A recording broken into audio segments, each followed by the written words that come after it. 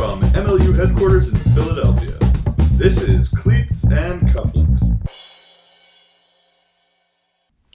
Hello and welcome to another episode of Cleats and Cufflinks. I'm here with Dusty Rhodes, and this is not just another episode, this is the 50th episode of Cleats and Cufflinks.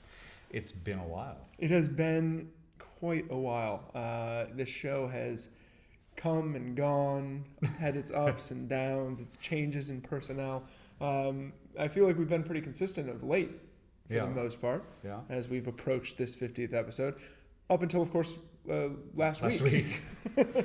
We were supposed to do episode 50 last week, and I can tell from the massive outcry from people all over the world that us missing that date was very traumatic. But we had a good excuse, I would say. I did get asked about it at the games I was at last weekend. Did I miss the Cleats and Cufflinks this week? Well, yes. Yes, you did. You missed it because I missed it. Yeah. Because as I was attempting to commute down to Philadelphia, a deer ran into the side of my car. Yeah. Not the front, the side. Drivers or passenger? Drivers. Drivers. Yeah. So he was after you specifically. So I'm not sure. So We're sure this was a deer and not some ally of the Portland Stags. I got a nice up close look at the deer because the deer ran into the fender area. Yeah. And then there was deer snot and slobber all over the windshield. Yeah. So took outside of the front, and it's a plastic car. It's a Saturn. So it's metal on the inside, but plastic on the outside. So those panels just kind of broke apart. And I assume they absorbed a lot of the damage. The car's still drivable. I'm all right. Wasn't even shaken up. Shaken up? I'm not a shook one. I'm not worried. Stirred? About it. So the deer did not stay near the side of the road. It went away somewhere else to deal with its own pain. Yeah, which must have been substantial. Yeah, I assume so because the car was unhappy and so was I, and the deer could not have been pleased with the result of that. But it took off. So who knows? We're gonna be optimistic. Say that the deer is living happily with its woodland friends. That's one way to go. Yeah. In the Pennsylvania wilderness, it might also be venison steak. It might be nourishing its woodland friends. Yeah, exactly. Yeah. Everybody else came out all right, but it was a little surprising. It made it so that I couldn't travel quite as easily. Yeah. So rather than attempt the kind of technological feats for which we are not renowned. Well, you might be. I personally am sort of a Luddite. Yeah. And I'm not. You have been accused of that. Yeah, I'm not easy to communicate via phone or video camera or any of those. Text. I like text. Text. We should have done a text episode. To do a podcast via text. That could have been fun. We could have done a Twitter episode. Or just all on Twitter. Could have had somebody else. I could have texted in to someone and they could have read out my words, which would have been a trip. That's not bad. All right. I kind of like that. All right, we have ideas for the future. So I'm mobile again, and I'm happy to be back. Mobile again and back. And today, back on the show wearing, I believe, a Summer League jersey, I'm going to guess. Heck yes. What's the team here? This is the Ray Guns. This is from the Mercer County Ultimate Disc League, the McCuddle. And they have a draft league, and they have an A league. The draft league you draft, obviously. Yep, the A league, you pick your own teams, pick your own teammates, and then go in with a team. This is from 2003 or 2004, which was, I believe, the first and last iteration of the Ray Guns. Had a bunch of our a 1 year. Yeah, had a bunch of our former Pike teammates on there. We were all right, but we were like all the young people that couldn't get on the good teams. Gotcha. So I'm wearing this in part because I got to play my first Summer League game this year last night, and instead of playing with the Ray Guns, who no longer exist, I was playing with Roots of Rhythm. And how's the soreness today? My calves are displeased with me. I had an ill-timed layout at some point, which is not the reason my calves are sore. It was only ill-timed because I didn't get the disc, and my guy threw a goal right after that. That is kind of the definition. To be fair, it was an open-side goal, so I may not have prevented him from doing anything anyway. Okay. Point is, we won, got some quality players on the rest of the team, and I'm really just there to fill in the completions so that they can all do the fancy things. Yeah, you guys run around, I'll do some throwing kind of thing. Yeah, well, I got to move around a little bit. I'm not so... You're not that old yet. Yeah, not yet. Not yet. It's on its way. But it's good to get out and run again. I I hadn't been able to play any Ultimate since Fool's Fest, which is the first weekend of April. That will happen when you work at the MLU. Yeah, exactly. There's a lot of Ultimate. Very little of it will you be allowed to play. My weekends are all gone. Yeah, exactly. And I'm not a complaint, but I'm happy to play some weeknight Frisbee now. Yeah. I've been playing as well, though I missed a game last night. I had to go to New York for some meetings, missed that. So I don't think my team missed me much. My wife still played, so they were fine. Right. She has a reputation for being a quality player. Yeah, with crazy eyes, apparently, is what people say. She's crazy eyes. I also have the crazy eyes, but usually when I'm away from Frisbee calms me down a little bit. Yeah, well, we got to get you playing more then. So I was accused of having crazy eyes back when I was a GM. During the games, I was just totally stressed out. Very intensely stressed out. Not good for me. All right. Well, before we jump into the bulk of our show here, we're going to open up something from our sponsor, Heavy Seas Brewing Company. Thank you very much for Heavy Seas. They're supporting the show in a number of ways, but most significantly in terms of libations. This is a special. It is a special one. Given the pomp and circumstance one needs to present around a 50th show. It's a celebration. We have Plank 4 here. So you want to tell everybody about Plank 4? Sure. I'm going to let you do the talking. Plank 4 is a garnet-hued Belgian-style quad aged on planks of ratified poplar, ratified cherry, Jamaican allspice, and Cuban cedar. Notes of plum, raisin, and dates abound, combined with a mysterious woody complexity. So... Serious. The only criticism I have here is that we're using the MLU pint glasses. Yes. It's not technically the correct set of glassware for this particular beverage. No, certainly not. But the pint glass is the more generally accepted glass in beer circles, at least in America at this point. So we'll be drinking some out of the Stags and the White Cups here, two of the teams that have qualified for the playoffs. And we'll be seeing them in the Eastern Conference and Western Conference. But first... we'll be drinking out of their clear manifestations. Yeah, I mean, we're stuck with this up until the point where we get those MLU beer chalices that we all have been waiting for. Something else to drink out of. Always good.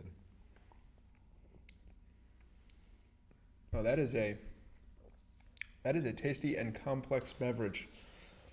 Plank 4 from Heavy Seas Brewing Company. Check it out. And it was, as always, before we get any further along, enjoy your Heavy Seas beer responsibly. Particularly this one. It's strong. You'll notice I only poured Dusty and I a child-sized portion today because this is on the stronger side.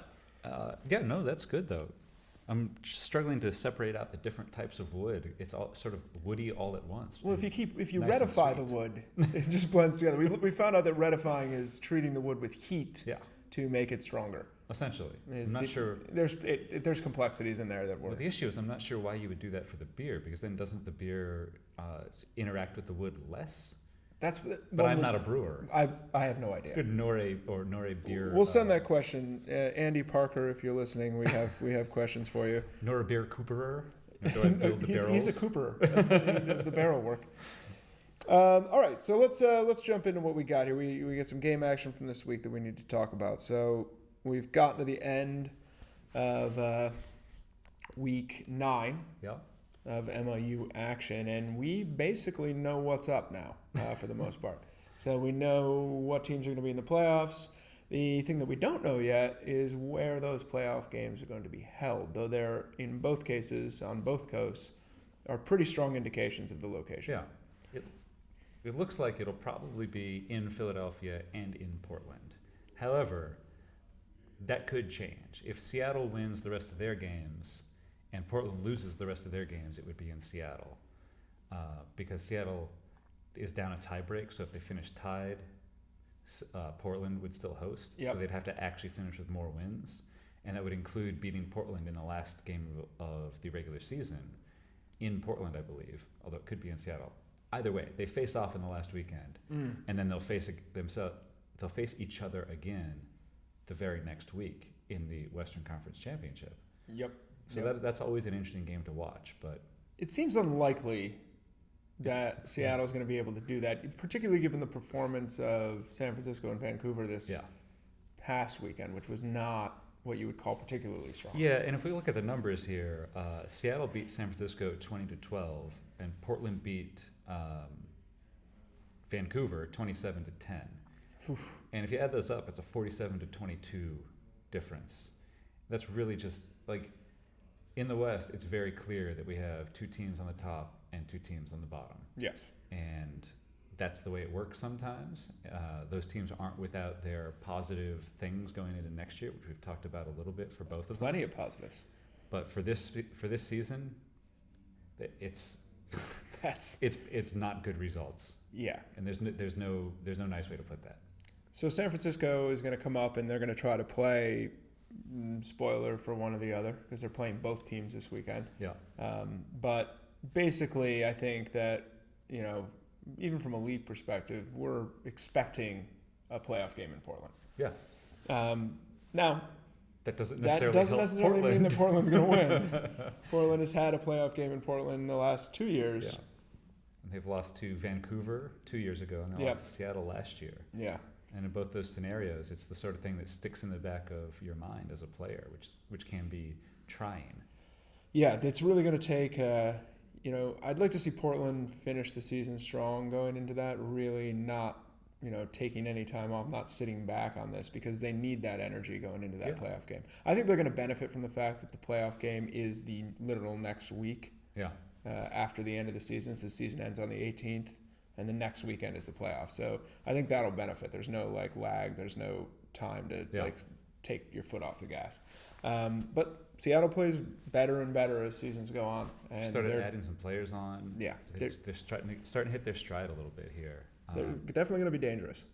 I'll say that I'm kind of rooting for Portland to get to the championship game, not because of anything other than they're the only Western Conference team not to play in the championship game so far. Which is actually kind of crazy. 4 years, we could have 4 different teams coming out from the West.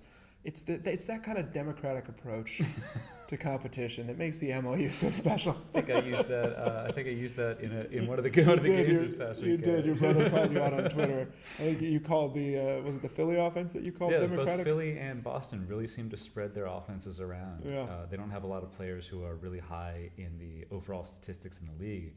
Whereas you look at Portland and they just, you look at Purston and Bjorklund and Woodside and they're just dominating these various statistical categories. Yeah, I mean, Purston has 100 goals.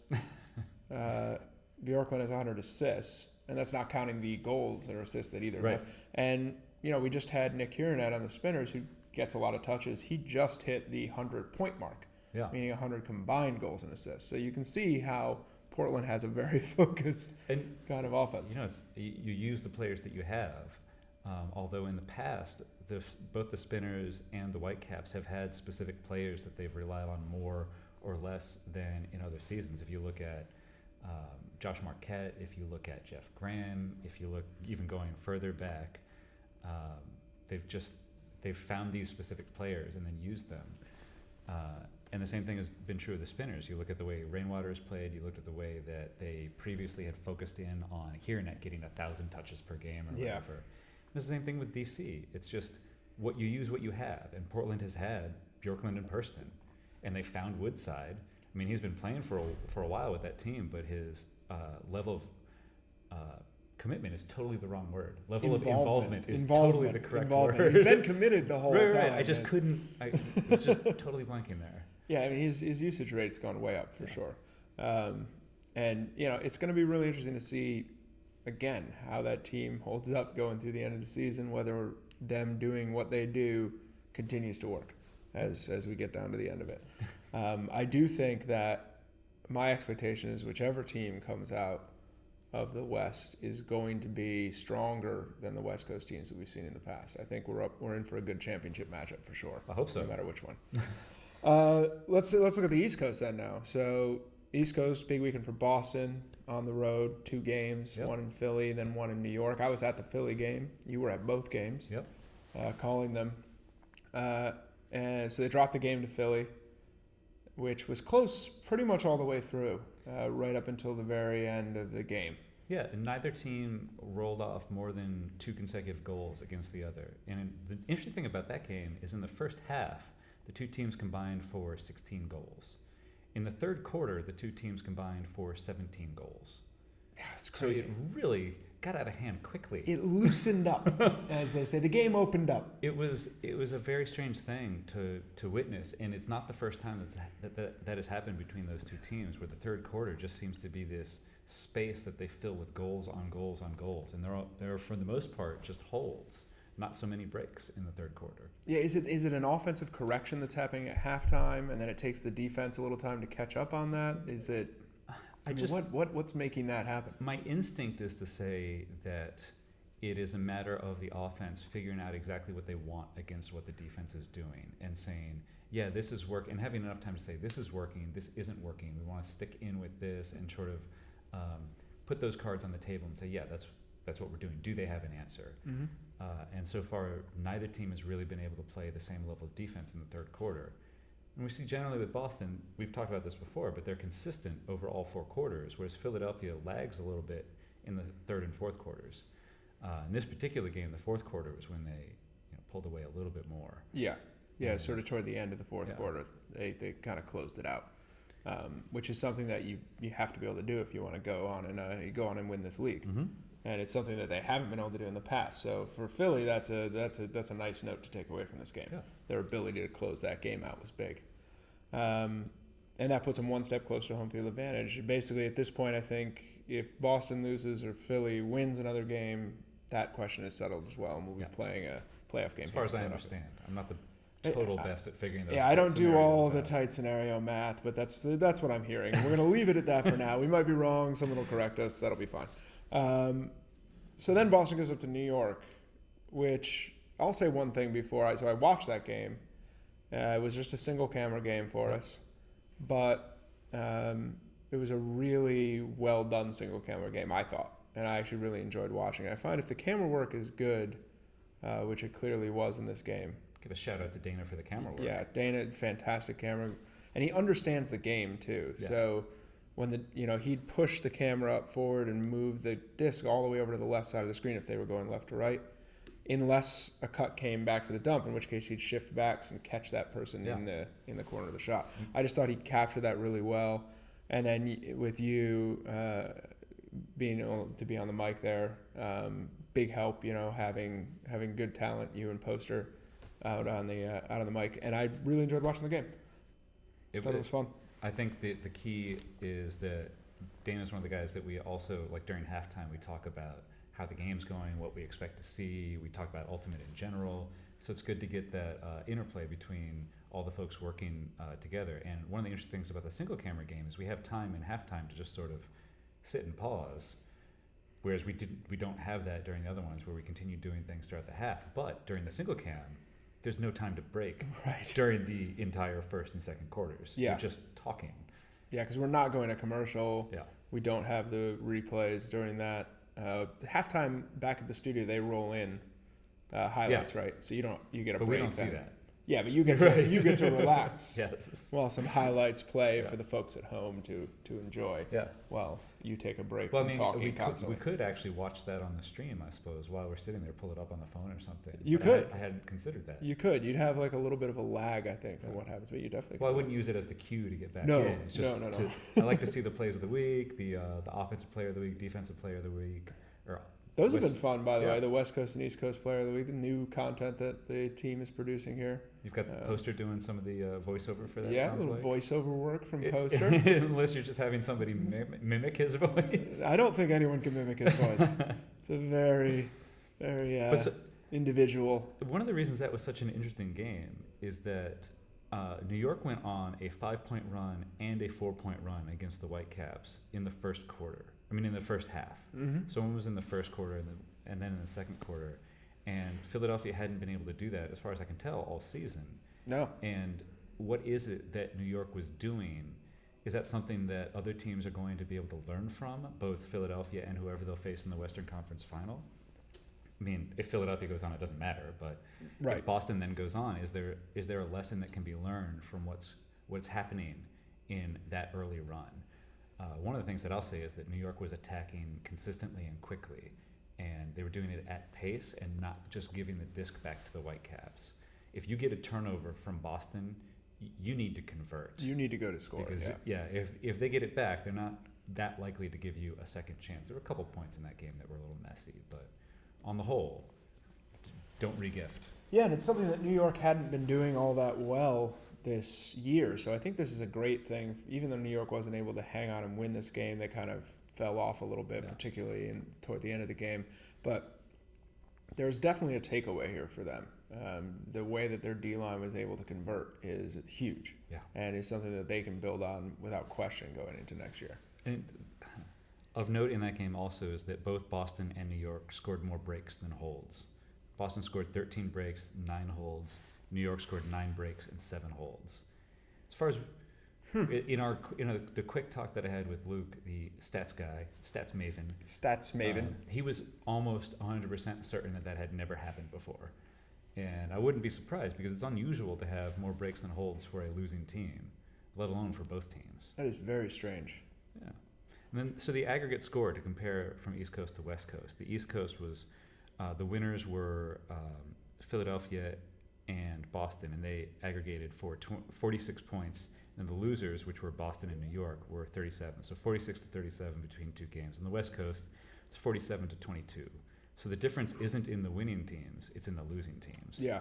Yeah, scoring the same amount kind of on the winning level, but we're definitely seeing, I think New York, I mean, they went out and they beat San Francisco. They're a solid team. They, certainly young, certainly need some development work, but I wouldn't be surprised to see them be a very good team in 2017. Yeah. Much improved team, at least.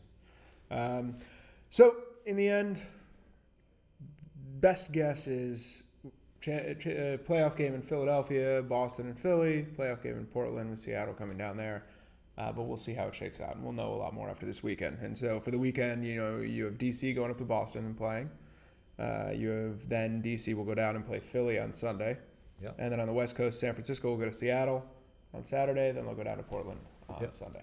And then we've got New York and Vancouver are on bye weeks. Bye weeks this week. The other fun thing that we have going on this weekend, though, is something that we need to talk about. And that is the Boston area Women's All-Star Game, which is actually really cool. We're doing a game up in Boston, doubleheader game this week. So if you're coming out to the Boston Whitecaps game, or we're planning to, be sure to check out the tickets for the women's game, which will take place before. So we have a 4:30 game, and that's when we'll have the Women's All-Star from the Boston area, the Women's All-Stars play. And then the Whitecaps game will be on at 7:30. The cool thing about that too is that we're going to be covering this with MLU Live, and you and I are actually going to be calling this game, which is pretty exciting. We've been looking through the rosters today. A lot of great players on there from multiple club teams. I will say that we have to give a shout out to Brute Squad, though. They have been the main partner that we've been working with to put this together, with the help also of Christian Foster, thanks to him. And by the way, he had a great weekend this weekend for the most part. 8 assists, 1 game. Yeah. That'll do. That's pretty good. That's pretty good. Many of them were hammers, blades over the top. Really like to see players that have enough confidence to just deliver the disc that way. Absolutely. And the thing is I was watching the whole game, and I just didn't really realize what he was doing. We didn't either. And then I got to the end, I was like, wow. And I realized also that sometimes I talk to players a lot about, like, I've been talking to him about this game, right? Or I talk to other players about rules or this. I seldom go up to a player and say, you're really good at Ultimate. And I feel like I need to do that next time I see Christian. He knows it. I don't need to tell him. He knows it, but it wasn't surprising to me, but it jumped out this weekend. It's not necessarily in either of our natures to be overly complimentary. It isn't. No, complimentative. Compliment. We don't give that many compliments. Indeed. Including to ourselves. Also true. But now and then you should do it, and I feel like there's a good case to be made for that one here. So so the women's All-Star game up there will have players from Brute Squad, Slow White, Siege, and Wild Card. So that's 2 women's teams, which are Brute Squad and Siege, and 2 mixed teams, which are Slow White and Wild Card. And all of those teams have had success at their respective levels. So Siege is only in their 2nd season. And Brute Squad just won the club national championship last year. Slow White has had a history of success over the last, as long as I can remember them existing, which is, I want to say 10 years or so, or maybe longer. And then Wildcard has sort of jumped into the scene in the last couple of years.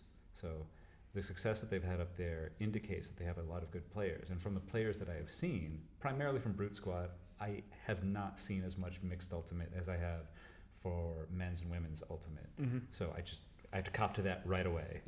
Let's admit, I only not have so watched a much lot of that. bandwidth. Yeah. And you watch more Ultimate than is reasonably good for you, as is. I'm not sure if it's better for me or for Ultimate that I watch that much Ultimate. But yeah, there's a lot going on there. There's a lot happening. So they'll be splitting up into 2 separate teams, and they'll be playing sort of a mix of club rules and MLU rules. Yep. So they'll have a 10-second stall count rather than the shorter 7-second stall count with MLU. Though they will be counting it, so it may end up being about the same length of time. As we've said before, as we joked about. Things. Yeah. It takes you 10 counts to get to 7. Yeah, exactly. Yeah. And they'll be playing by quarters instead of 2 halves, and they'll be playing to timed quarters rather than to point halves. Yeah, that's the kind of nod to the MLU format. Yeah. And, the conversations we had about it were interesting because we talked about the difference between sort of playing a club game that's more about the players and how they play and playing a game in front of fans. Yeah. And they were excited to put something in front of fans, and we felt like the time game would be a little bit better for fans. Give some breaks. You can do some little games and stuff that we do and kind of make it a thing. And here's one of the things that I didn't realize until I've been involved with MLU is that those end of quarter plays are just exciting. So much fun. They force you to just put the disc up and see what happens. And that's what happens in just about every other major sport. You run out of time in NBA, NFL, not Major League Baseball, obviously. You run out of time in hockey, although it's a little bit different. But even in soccer, time is a factor, and so you have to rush and do things out of character at the end, and that sometimes produces some of the most exciting plays in each one of those sports. Absolutely, and anytime you're forced to break with what you normally do or what you want to do, it creates excitement. Yeah. And drama, and that stuff's all fun. So they're going to do that time game. They are going to play on a club-sized field, so we're setting up a field that's a little bit different, and people will be able to see that when they tune in. It's 40 yards wide, 70 yards long, 20-yard end zones. Thank you. I always forget the dimensions. So instead of being 53 yards wide, 80 yards long with 20-yard end zones, we're 40 yards wide, 70 yards long, 20-yard end zones. Well, let's be clear. It's 53 and a third. It is 53 yards in. I never did figure out why that was 53 and a third. So it makes sense. We're matching a football field. If you break it out into feet, the numbers make a lot more sense. If you think of it in yards, which gives you smaller numbers, it doesn't make as much sense. Does not make as much sense. Okay, I'm with you. We're going to do it in feet from now on. And then no one will know what size thing no one will have any idea what we're talking about. So the game is going to be, I think, very good. They're splitting up into old versus young. A classic club frisbee split in practices. Classic practice split. Oh. Remember we used to do we'd line up, it was old versus young, and you'd line up from youngest to oldest. And then it was lightest to heaviest we did. Number of Heckmans. that you weighed by. Standard unit of measurement, 150 pounds equals 1 Heckman. Yeah, Dan Heckman, 6 feet, 150. That's 1 Heckman.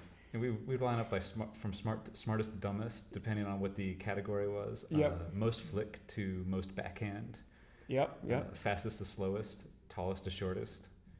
Any number of things. And just divide it right in the middle. How much food you would eat before practice versus after practice. We had some people that wouldn't I don't eat remember that beforehand. one. I never ate before. Joel Wooten wouldn't eat before tournaments. Joe Wooten ate all of the things. But then he would eat everything afterwards. All of the things. Whatever was left over. Just like he had to I feed would the worm. too if I hadn't eaten all day. So you just come up with creative ways to split folks up. And I know that the people over at Brute Squad were kind of figure out a creative way to split these teams up and went through a bunch of iterations. And it was the old young that gave them, I think, the best competitive matchup. Yeah, and I'm going to say by looking at the rosters and the players that I am familiar with, it looks like it should be a competitive game. And I look forward to seeing... So one of the things that happens when you play against your teammates is you're familiar with them. When you play against an opponent who isn't familiar with you, you can sort of use your top-level moves because your opponent isn't used to seeing it every week. Yeah. But when you play against people that you're that familiar with, you got to go to next. They're baiting you on that move. They're going to try to set you up for a block. Right. So we'll see what happens next. I think it's going to be really interesting. I think it's going to be a really fun game. I'm excited to call it. Yeah. We're also going to have in the booth with us a special guest commentator. Tell me more. Rosalind Agnew. And I apologize, Rosalind, if I mess up your name. I've only read it, not heard it out loud. So, but she is a pretty very involved in the Boston Ultimate scene. She's been the coach of the Boston College women since 2006, and has played competitively for Slow White and also for Lady Godiva. One of the hallowed teams. Oof, legendary. Not even. just in Boston, but in all of Ultimate. Very consistent vertical stack attack back from Lady Godiva. They were one of the teams that sort of showed how brutalizing that attack can be, where it's just, oh, this is what we're going to do, and you can't stop it because each player has two-way options. You have resets but close to the disc early on. They paved the way and showed a lot of what strategy can do for you in Ultimate if you stick to it and do it as a team. Yeah, so we're going to expect her to have a lot of insights. No pressure. No pressure, but you should be super smart about Ultimate for us. That's good. That's exactly what I need in the booth. Yeah. I need somebody to challenge me on the crazy things I'm just hoping that you guys get in an argument of some sort. I would really That'll be good, that. because then we can just cut you out of the broadcast. I can take a rest. It's going to be a long day. We're going to call that game. We're going to call the Boston Whitecaps DC Current game. After that, you should all tune in. Yeah. If you can't get to Boston and go to this game, because you should definitely get to Boston and go to this game if that's a possibility for you. Yeah.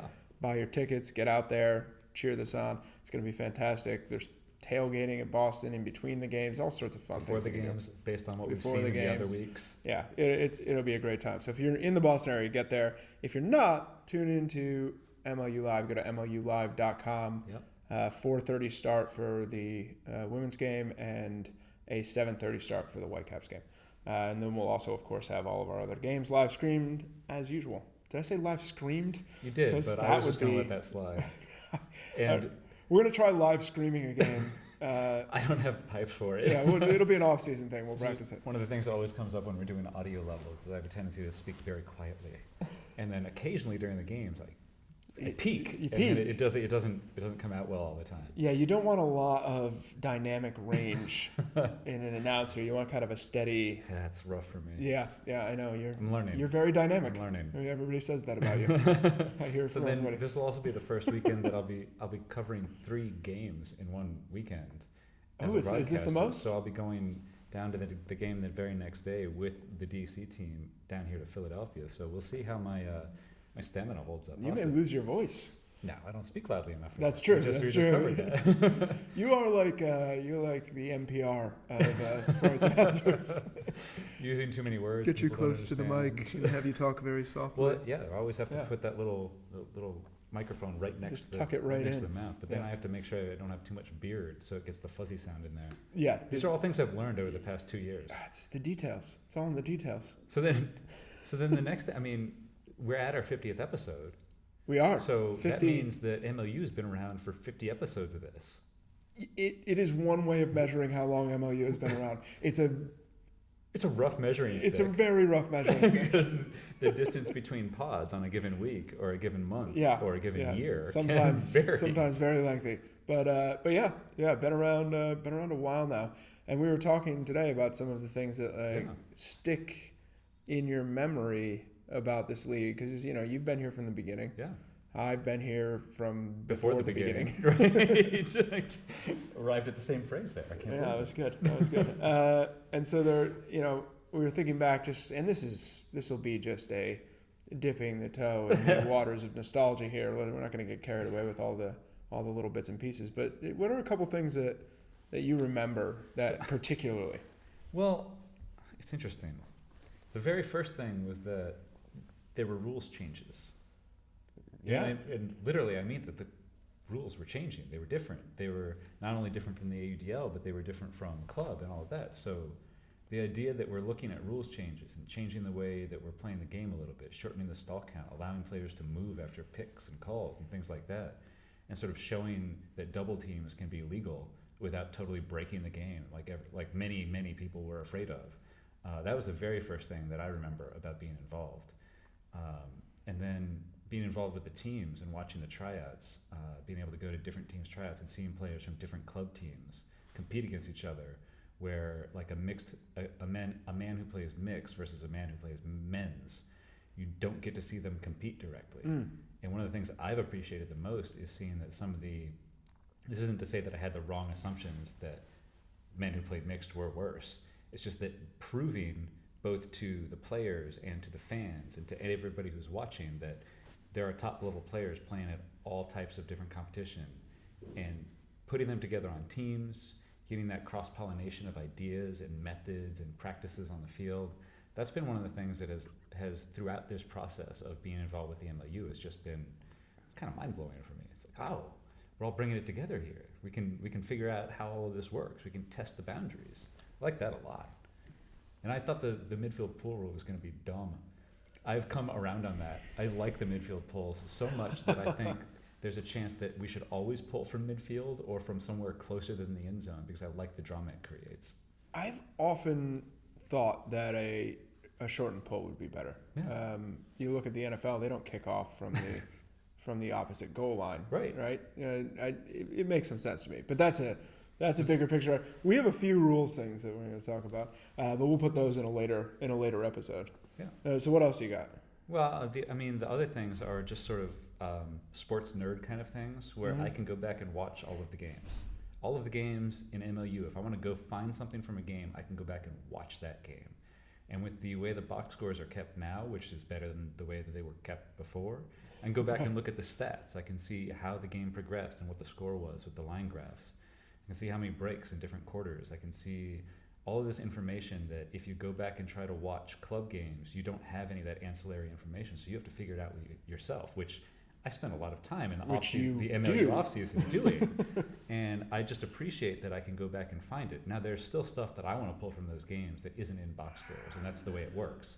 But the fact that we're showing all of this and just putting it out there and letting people see it.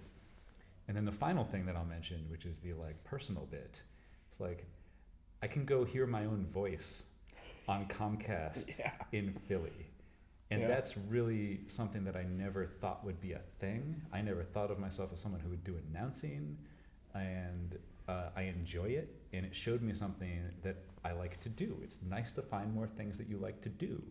I seem to be good enough at it that you keep having me back. So, hopefully I'll get to do more of that. But, I turned, just this past Tuesday, I watched a game with my dad that was broadcast from a while back, or from the week before, on TCN Philly, I guess is the way that I'm supposed to officially, the Comcast Network, Philly, Mid-Atlantic as well. And it's just, that's me talking. On the TV? I'm on the TV. And my nephews, who are 2.5, 3.5, in that sort of range, they like to listen to it and hear me on the broadcast. And I think it's really cool. That is very cool. So how about you? What things stick out to you from all of this time you've poured into MLU? There's so much stuff, and it's going to be interesting, and we're going to do a little bit more of this in kind of our postseason wrap-up thing. For sure. Because this is something that when I'm in the season, I feel like I don't notice things as much. So we had 100%. Billy Sickles made a great catch in the game on Saturday, and that was on ESPN, top 10 last night. The Sports Center. Yeah, so it'll be the night before, because this will come out Thursday, but it's Wednesday today. It was on last night, and on today. And I didn't even know it was on, and that's kind of crazy. For years, it was up to me to answer those emails from ESPN, to communicate with them, to give them permission to use clips, to send them the clips, all that sort of stuff I did for a long time. Or Jeff did, or we worked on this very, very directly. But now Garrett took care of all that. He posted it, he sent it over to ESPN, he gave them permission when they reached out to want to use the clip. I was in New York traveling, didn't get back till really late, went right to bed. And I came in this morning and saw Matt Gray. He's like, ESPN. I was like, oh, really? And it was exciting. I'm always excited when we got on. It's always a nice thing, right? But it feels like I expect us to be there now. I expect that we belong there now. And so it's not the same as it was when we had that first clip where Sean Murray's crazy, I don't want to catch it up here. Instead, I'm going to fall on the ground and then pluck it out of the air just before it touches the turf. It was at that game. It was against the current. Against the current. And that's going to be so much more exciting. And he was right. And that was our first clip. And I remember when they asked for that clip, we sent it in, and then you just sit and watch the TV. And we didn't really know at that time when ESPN sort of turns over their top 10. So I must have watched like 5 hours of SportsCenter as I waited for this to come on, and like 11:45 that night, 11:50 or something like that. Sure enough, it was on TV, and that was so visceral, and exciting at that point. And I don't want to lose that excitement about it. I still have some of it, but it's not the same as that first year, that first time. Because it's sort of a legitimization. It's more legitimate in a sense. It happens more often. You got a Porky Pig thing going today where you start with a word and then you rewind. I have to. I like it though. It's good. We all have our foibles. Legitimizing, I think you could say. It's that thing where even if you're a successful team and you start winning more games and you start winning championships and you just start that level of success, it's not that you're not excited to win the next game. It's just that you expect it. Mm-hmm. Like this is part of your job. You go out and win. One of the notes from that Sean Murray catch, the complaint that I had the first season as a GM when I heard from the players most is every time that Ultimate's on SportsCenter, it's against us. Like every single big catch and every big play that was, and there was a magazine there were cover, a number of them, and it was always a player from the DC Current, just almost getting the play, but someone else making the big play. Yeah. I think, though, they've been saved from that by Del Rico, single-handedly. Even on that note, the one other thing that I'll mention in terms of memory is that we were in the Washington Post the first year. Yeah. And that was a big deal for me because I still read actual newspapers. Yeah. And even more so then than now.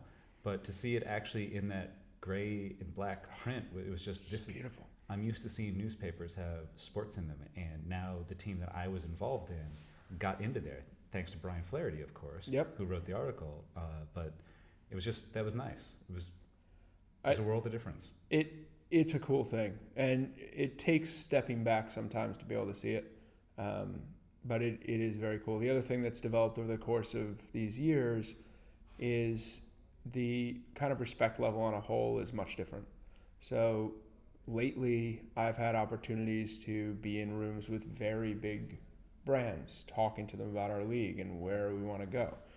I've traveled to Detroit to go talk in rooms with people who run big companies with big budgets and who are interested in what we're doing. I've also had a couple opportunities to talk to people who are running much bigger leagues than ours, but who are interested in what we're doing in very specific areas. That's more interesting to me. And it's really fun. So there are these types of things are starting to we're starting to gain acceptance, and I think the sport as a whole, and this isn't just our work, the ADL gets credit for this, USAU gets credit for this, all of the players out there are working everywhere from the people running petitions to get their middle school to start a team, all the way up throughout the ranks, get credit for this. The sport is gaining, over the last few years, leaps and bounds of respect versus what it had when I played. Yes. And it's just exciting to be a part of it, and it's exciting to see what we're going to do next. And so, we're only 50 episodes in. We got 50 more to go before we can get really excited about this. Rush up to that 100. Yeah, well, we're doing this more regularly now. It's going to come a lot faster. The first 50 took us 4 years. The next 50 are going to take us a year. That sounds about right. It's about a year. We'll skip for deer accidents in between. Yeah, there'll be some deer accident breaks, maybe a vacation here or there. You never know. But that is all the time we have for today. Dusty, as always, thank you. Thank you again to Heavy Seas. That was a delight. I'm still enjoying it. Yeah. It's got a little fiery I taste finished to the it wood. and I'm still enjoying it. Delicious beer, Plank 4, check it out. And also a good time to have this. It's Beer Week in Philadelphia, so I feel like we're matching up nicely. Thanks everybody for joining us. You can get me, of course, at Nick Darling on Twitter, NIC Darling, or Dusty at DustTweeter, DUSTWEETR, or both of us at Cleats Cufflinks. And we'll see you next week.